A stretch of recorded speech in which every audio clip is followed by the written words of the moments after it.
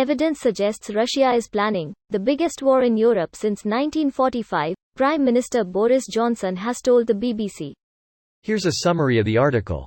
Evidence suggests Russia is planning the biggest war in Europe since 1945, Prime Minister Boris Johnson has said.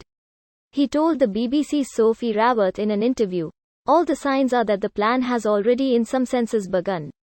Intelligence suggests Russia intends to launch an invasion that will encircle Ukrainian capital Kyiv," Mr. Johnson said.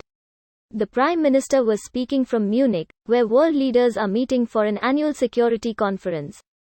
The latest estimates by the US government suggests the number of Russian troops now stationed along Ukraine's border, both in Russia and neighboring Belarus, is between 169,000 and 190,000.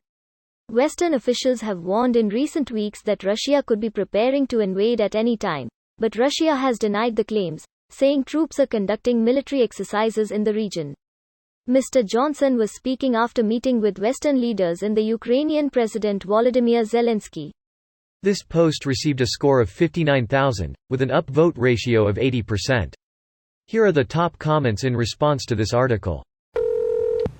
Excuse me, we did not get our roaring 20s yet, dudes. Well, the roaring 20s came after the Spanish flu and the First World War, so. Fuck, he's right. I'm getting really sick of living in interesting times. It's like living in a movie, but you're one of the nameless background characters that get dragged into it. I just want to live my life. I was born too late for that, I guess. Why couldn't I be born in the 80s or 90s? Those of us born in the 1980s came of age after 9/11. Times have been interesting ever since the Twin Towers collapsed. For those of us living in the US, that period between 1992 and 2001 was pretty sweet. Plenty of stuff to keep us entertained. Economy doing well. President clearly had too much time on his hands. Music on the radio was cool. Internet hadn't yet been taken over by sniveling Silicon Valley data suckers, etc. Musical notes, those were the days. Musical note. And you knew who you were then. So much energy and resource wasted on a relatively short-sighted train wreck of a plan. Imagine if some of it were used for innovation and quality of life. Can be said about the entire human race. So much waste. We have the resources and knowledge to be in a new golden age. Genuinely surprised nobody has put a bullet in Putin's head already, tbh. I'm surprised that a lot of politicians and businessmen, women haven't had more attempts on their lives by crazy or just flat-out angry people.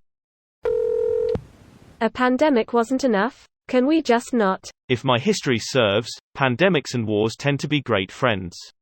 Well, we've had pestilence, so naturally it's time for war. What about second pestilence? I don't think they know about second pestilence. It comes in pints. Fucking hell, this got me. Unnecessary and useless war. The Russian economy is in real trouble. The oligarchs have all the money. It's either share what they have or try and plunder Europe. Guess which route is more appealing to them? Greater than the Russian economy is in real trouble. The oligarchs have all the money. And it's heavily invested in places like London, Amsterdam, Paris, Madrid, etc. And #X200B.